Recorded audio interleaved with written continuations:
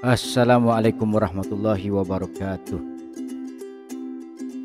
Cuma satu dua tiga. Jadi hari ini saya nak buat video sedikit. Video ini mungkin dibuat secara langsung, tetapi saya matlamat saya buat video ini adalah untuk buat penjelasan awal, iaitu perkara asas yang anda perlu tahu sebelum memulakan sebarang pengiklanan di media sosial.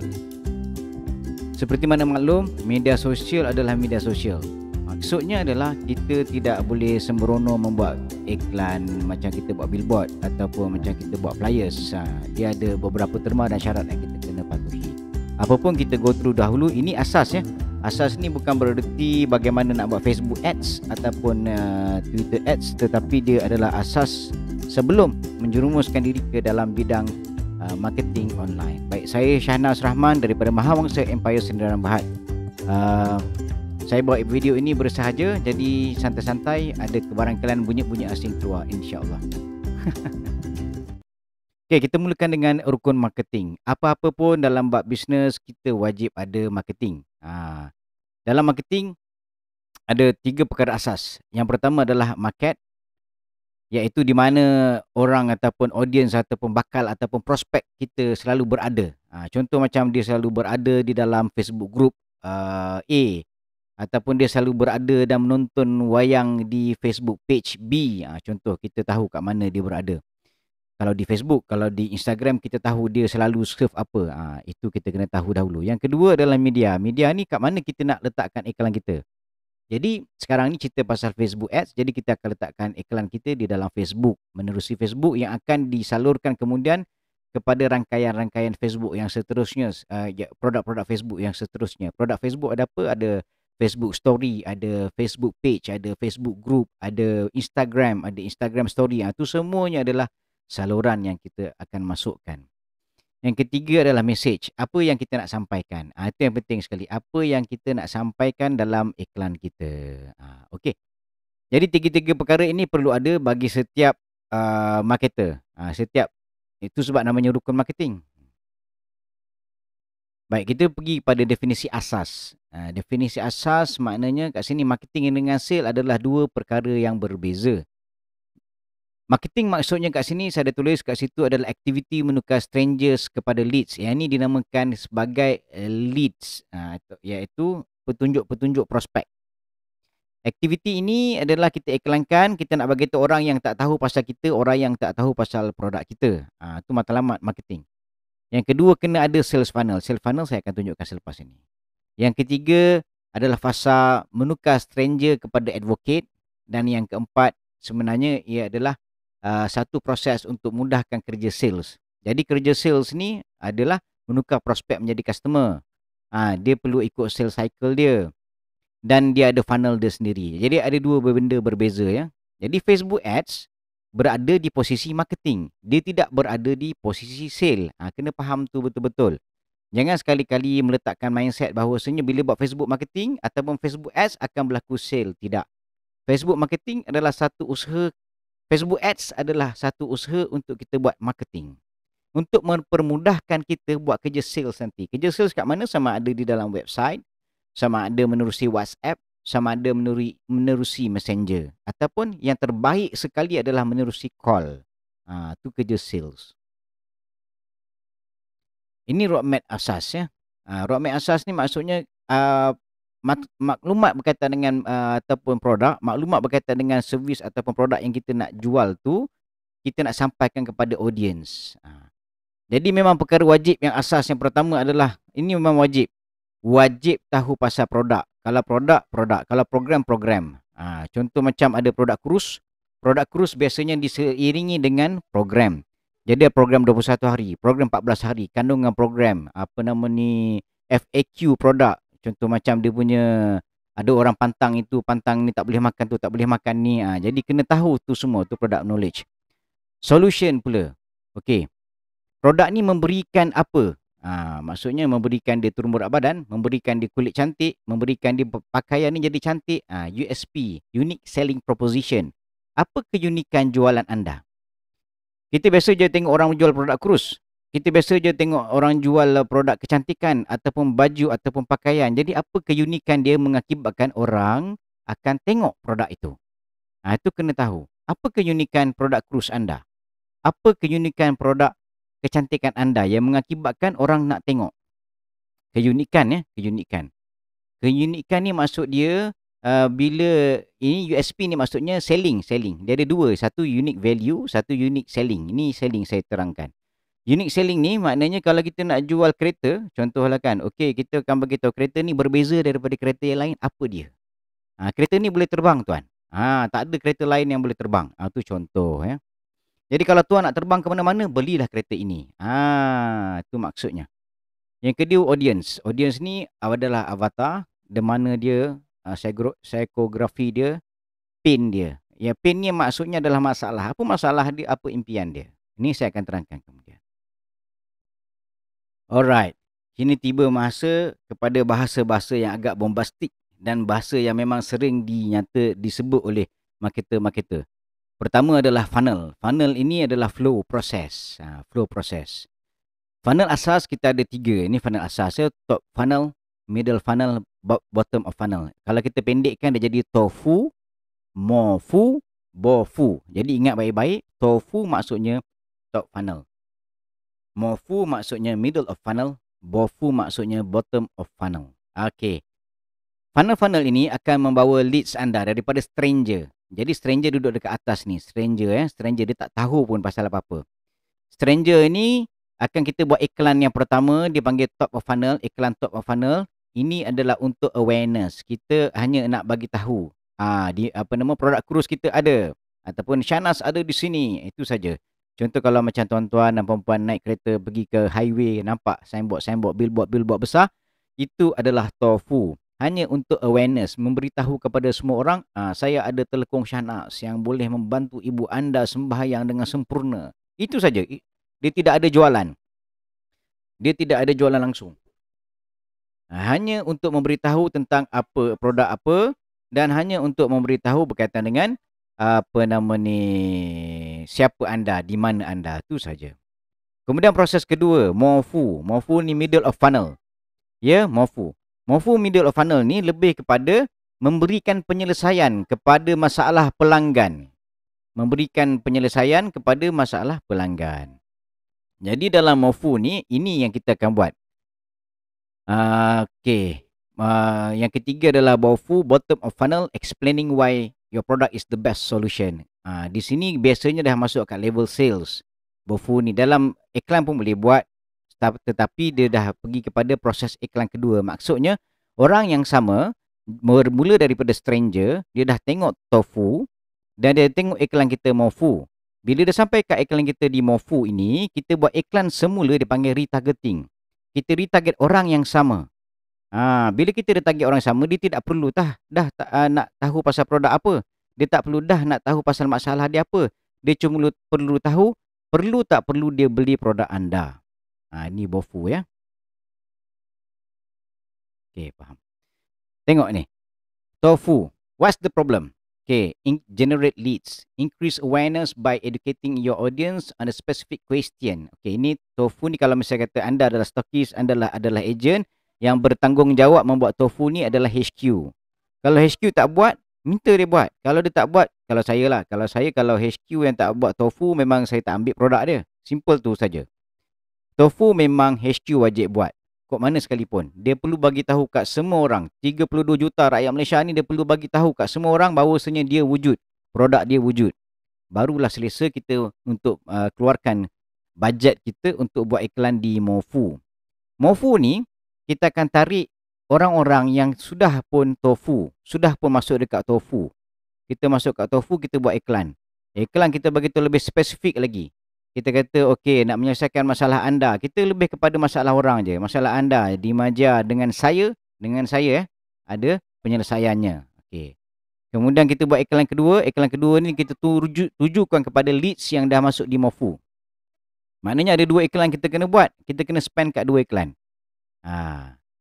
Jangan risau. Ada kaedah, ada cara. InsyaAllah. Okay, di Bofu ni kita betul-betul nak generate lead sale lah sebenarnya. Dia lebih kepada kita tarik orang, dapatkan nombor telefon orang. Bila dah dapat nombor telefon orang tu, kita buat sale. Alright. Bila dah buat sale, maksudnya bukan buat sale, bila dah dapat nombor orang, dah dapat nombor leads, ini proses asas. Kita ada 7 proses sebenarnya yang saya selalu bagi tahu dekat semua orang, saya ada 7 proses. Kali ni saya pendekkan sedikit lah. Alright, yang pertama adalah kita dapat kepastian dahulu. Leads kita ni apa masalah dia ataupun apa impian dia. Ini kena wajib tahu. Kemudian, anda dah tahu pasal produk kan? Anda kena mahir pasal produk. Product knowledge ni memang kena mahir. Anda kena tahu bagaimana solution dia. Mula untuk memahami bagaimana untuk menyelesaikan masalah dia. Mula mengetahui bagaimana untuk memberikan impian kepada pelanggan. Itu yang kedua. Yang ketiga adalah prioritize what most important in the solution. Kita FOMO ini lebih kepada FOMO lah, fear of missing out. Kita memberi galakan kepada pelanggan bahawasanya produk kita lah yang terbaik. Itu contohnya lah. Bagaimana nak membeli, kaedah membeli dengan mudah. Apa yang anda akan dapat kalau membeli. Dan yang keempat, evaluate vendors based on buying criteria. Ini lebih kepada dia dah buat jualan, dia dah buat belian, jadi kita akan tumpu kepada belian yang seterusnya. Ini yang keempat. Alright. Kembali kepada basic. Basic yang asas. Basic adalah asas lah. Basic yang pertama, tadi berkaitan dengan anda kena tahu tentang funnel. Basic yang kedua adalah anda kena tahu audience anda, avatar anda ataupun siapa sebenarnya bakal pembeli anda. Dia tak boleh main belasah je. Sebagai contoh yang saya berikan, sebelum-sebelum ni adalah sama juga dengan kita buat flyers. Kita cetak flyers 10,000 unit, 10,000 helai flyers. Walaupun murah tetapi dia keluar duit juga kan. Kita cetak flyers 10,000, kita belanja dalam lingkungan RM400 untuk flyers. Jadi RM400 itu kita spend. Sama juga dengan Facebook Ads. Kita spend RM400 untuk Facebook Ads. Tetapi kalau kita tak tahu siapa audience kita, siapa bakal pelanggan kita, kita akan sebarkan flyers tu sesuka hati kita. Ibaratnya kita membayar upah kepada seorang budak untuk sebarkan flyers. Dia pun taburlah flyers kita kat mana hala. Kan kerugi. Itu amat merugikan. Tetapi jika kita upah seorang budak dan kita dah minta dia kenal pasti orang yang layak untuk terima flyers siapa, insya-Allah tidak rugi. Jadi daripada 10,000 flyers yang kita sebar tu, insya-Allah sangkutlah 100 ke 1,000 ke dan kemudian mengebak lagi. Sebab budak yang sampaikan flyers tu menyampaikan flyers kepada orang dan audience ataupun avatar yang betul. Begitu juga dengan Facebook Ads. Di Facebook Ads, kita ada kriteria audience yang kita perlu nyatakan. Yang pertama yang asas adalah biasanya jantina dia. Yang tengok yang sebelah kanan perempuan ya, jantina dia kita kena tahu. Yang ni sebelah kiri adalah borang yang saya selalu minta untuk mereka isikan. Nama ni supaya dapat membezakan. Contoh macam anda ada produk kurus, ada produk kurus package 1, package 2, package 3 kan. Jadi tiga-tiga package ni orangnya berbeza. Dia tidak sama. Jadi kita namakan dia. Ini geng package 1 contohnya. Okay, ataupun kalau kita jual produk kecantikan, ini geng jeragat. Nama tu nama macam tu lah. Namalah Ayu Jeragat. Siti Siti Kembang. Tu contoh dia. Supaya kita dapat kenal pasti. Ini dalam kategori mana kita punya audience tu. Kemudian lingkungan umur. Lingkungan umur tu perlu ada. Kita tak main belasah je sebab di Facebook ada budak-budak daripada umur 14 tahun sampai ke orang tua 65 tahun yang main Facebook ni. Tak, bukan 65 tahun. Bapak saya 79 tahun pun ada Facebook tahu. Jangan main-main. Okey. Mak saya 77, bapak saya 79. Dua-dua ada Facebook. Mereka selalu scroll di Facebook dan ada iklan-iklan yang menarik perhatian mereka sebab ada produk yang related dengan diorang. Baik, lingkungan umur ni kena ada. Tidak bolehlah very wide sangat, besar sangat. Kita kena tengok siapa bakal pelanggan kita. Macam mana nak tahu bakal pelanggan kita? Kaedah termudah untuk mengetahui bakal pelanggan kita adalah bertanya kepada mereka-mereka yang dah membeli. Sama ada daripada orang lain, daripada HQ, daripada stokis lain, daripada ejen lain. Kita tanyalah, akak umur berapa, ni berapa. Jadi kita tahu dah lingkungan umur. Kalau produk kurus biasanya lah. Produk kurus biasanya lingkungan umur daripada 35 sampai ke 50 tu biasanya lah. Dan jantina yang saya selalu pilih adalah wanita, female. Kenapa? Sebab buying power di dalam online di Malaysia ni yang tertinggi setakat ni bagi produk-produk berkaitan dengan kurus dan kecantikan ni perempuan lah. Lelaki amat jarang. Sikit lah, ada bukan tak ada, tapi sikit. Jadi rugi sikit lah. Kita nak mencari tu mahal lah kos dia. Kemudian pekerjaan, bidang pekerjaan sebenarnya. Sama ada dia bidang pekerjaan di kategori pegawai, di kategori manager, di kategori club attendance. Itu ada kena beza-beza sikit. Sebab apa beza-beza di situ? Sebab nanti dia akan meletakkan ruang lingkup kemampuan membeli. Yalah, contoh macam kita jual satu produk, harga dia RM570. Jadi estimation untuk mampu membeli ni di mana? Jangan duga-duga, jangan buat assumption. Jangan sekali-kali buat assumption. Pastikan assumption tu telah divalidate. Maksudnya kita nilai semula. Kadang-kadang, bagi produk kurus yang berharga RM570, ada je orang yang bekerja di tol membeli. Dia kerja kat tol je, gaji dia RM1,200, tetapi dia berkeinginan sangat nak membeli. Tengok ramai kawan-kawan ni kerja kat tol beli juga RM570. Itu tak disangka-sangka. Jadi pastikan ada validation. Macam mana nak validate? Tanya siapa pembeli. Yang ketiga ni, yang keempat ni adalah impian dan kemahuan. Mestinya ada keimpian. Orang nak cantik kenapa? Orang nak kulit dia tu gebu kenapa? Orang nak kulit dia putih kenapa? Orang nak kurus kenapa? Orang nak kuruskan badan kenapa? Orang nak kempiskan perut kenapa? Semua kena tahu. Itu impian orang. Impian ni macam-macam. Kalau saya elaborate cerita pasal impian ni, ambil masa 1.5 jam lagi cerita pasal impian. Alright. Yang kelima adalah masalah dia. Apa masalah dia? Kenapa? Tak boleh nak maintain gemuk ke? Apa masalah dia? Tak boleh nak kekal berjeragat ke? Jadi masalah-masalah tu kena ada. Contoh macam jeragat, saya boleh bagi simple je. Jeragat, masalah dia adalah dia nak kahwin. Impian dia adalah supaya suami dia sukakan dia, supaya orang tengok masa kenduri kahwin tu semua muka dia cantik. Itu contoh impian. Impian jadi kurus. Masalah yang dihadapi adalah dia akan menerima penyakit kalau dia tidak kurus. Impian dia kalau kurus tu dia dapat pakai baju kebaya. Nampak? Tu kena tulis. Ada sebab. Sebab itu nanti akan timbul di copywriting. Ini semua akan timbul di copywriting yang bawah. Yang atas tu, semua tu akan timbul ketika kita buat leads, ataupun audience setting. Alright, yang ni. Belum iklan lagi ni. Memang belum iklan lagi. Tetapi anda perlu ada satu nota berkaitan dengan objection. Alasan-alasan leads. Alasan-alasan prospek. Memang diorang ni macam-macam alasan. Semua orang, you sendiri, kita sendiri pergi kedai, kita tengok orang pun offer macam-macam, kita pun bagi alasan. Itu namanya adalah objection.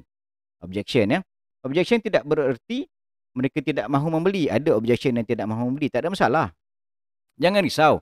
Anda jangan anggap semua orang yang tengok produk anda nak beli tau. Jangan sekali-kali. Kita sendiri, kita nilai diri kita. Kita tengok produk tu, kita tengok macam saya suka Bentley, saya suka Rolls Royce. Tidak bererti saya nak membeli. Tapi saya suka tengok. Itu saja. Jadi kita kena buat dia punya senarai. Senarai alasan-alasan prospek. Di mana nak dapat senarai alasan prospek ni? Di mana? Yang pertama, tanyalah. Itu memang standard saya lah. Tanya je. Apa masalah? Tanya je. Apa je objection yang paling setiasa korang hadapi, ya? Kita pun senaraikan. Senaraikan je. Kemudian tanyalah apa yang korang selalu jawab, ya? Itu kena tanya. Memang kena tanya. Benda ni adalah human factor. Masalah kemanusiaan. Masalah kemanusiaan ni berkaitan dengan manusia, kita kena tanya sebab dia sentiasa berubah. Contoh macam, saya bagi contoh, bajet. Alamak, bajet tak ada lah. Akak nak sangat tak nak beli ni, tapi akak tak ada bajet sekarang ni. Tak apa kak, akak jangan risau. Bajet tu soal ketiga kak. Soal pertama sekarang ni adalah sihat tak sihat kak. Itu saja soal pertama. Sebab mereka ini, leads ni, majoritinya kalau berkaitan dengan bajet, memang itu akan menjadi alasan pertama. Tetapi sebelum nak klik tu, diorang dah tahu dah bajet diorang. Itu je. Cuma kita nak meyakinkan diorang bagaimana bajet diorang itu boleh menyembuhkan penyakit diorang. Bajet diorang itu boleh membuatkan mereka mencapai impian diorang. Itu jawapan-jawapan yang kena susun. Alright, authority need timelines, value. Timelines ni biasalah, nantilah tunggu gaji lah. Itu standard lah. Nantilah tunggu gaji. Authority ni contoh, nantilah tunggu suami akak. Akak kena tanya suami dulu kak. Jadi jawapan-jawapan ni bagaimana? Okey, ini ke kursus lain. Ini memang cerita kursus lain. Dia memang satu seminar khas berkaitan dengan bagaimana nak menangani alasan ataupun objection. Dia panggil objection handling. Okey, dah mengantuk belum? Kalau dah mengantuk, kita tidur dulu. Saya rasa sampai di sini dulu. Nanti kita sambung lagi dalam bicara bab bagaimana asas sebelum kita mulakan Facebook Ads. Nanti insyaAllah saya akan buat juga video berkaitan dengan Facebook Ads, bagaimana nak buat step by step dia. Jadi ada beberapa soalan boleh ajukan dalam ruang komen di bawah. InsyaAllah semoga membantu semua. Assalamualaikum warahmatullahi wabarakatuh. Bye-bye.